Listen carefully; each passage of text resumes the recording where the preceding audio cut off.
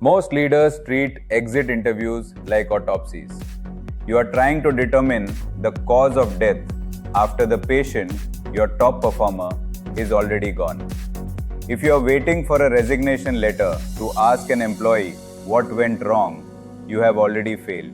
Welcome to the hard truth of the corporate world. The reverse layoff, where your best talent fires you, is not an accident. It is a predictable outcome of reactive leadership.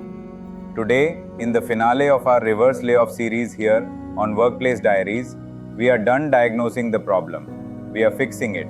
We are shifting your strategy from reactive attrition management to proactive retention design. If you want to stop bleeding talent to your competitors, you need to watch every second of this video.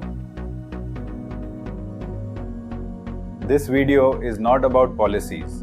It's about how leadership thinks, listens, and acts before damage begins. Reverse layoffs don't happen because companies don't care. They happen because companies react too late. Retention is not an HR initiative. It's not an annual engagement survey. It's not a counter offer. Retention is a system of daily leadership behavior. Retention rests on three pillars: proactive engagement, tailored development, and a culture of value. Let's break them down. Proactive engagement has nothing to do with how much you pay someone to stay long term. It has everything to do with how you make them feel every day. Top performers don't leave suddenly. They leave after long periods of feeling unheard, unseen, or unsupported. The most effective engagement is informal, casual, and human. Simple check-ins like "How are you doing?" or "What's draining your energy?" matter more than formal reviews.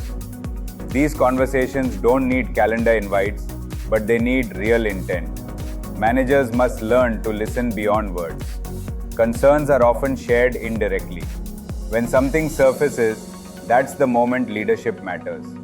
Create psychological safety, assure confidentiality, understand whether friction is with systems or people. Sometimes people don't want solutions, they want to be heard. Other times, they need active intervention. Knowing the difference is a skill. That's why proactive engagement is an art, not a checklist. Untrained managers unintentionally accelerate reverse layoffs. Top performers don't fear hard work, they fear stagnation. I've seen people struggle in one company and become rock stars in another. Not because they changed, but because the environment did. Growth doesn't happen by chance, it happens by design.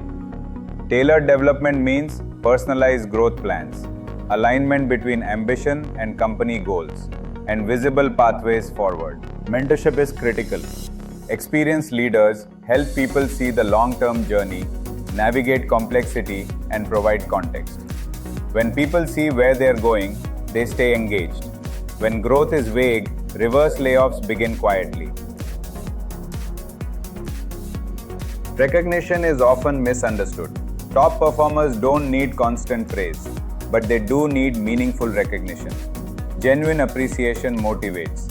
Misplaced appreciation destroys trust. Underappreciation drains energy. A strong culture of value ensures contributions are measured correctly, feedback is actionable, and recognition is transparent. When people understand why someone is recognized, it builds healthy competition and trust. Every individual is different. What motivates one may not motivate another. That's why personalization matters in engagement, development, and recognition.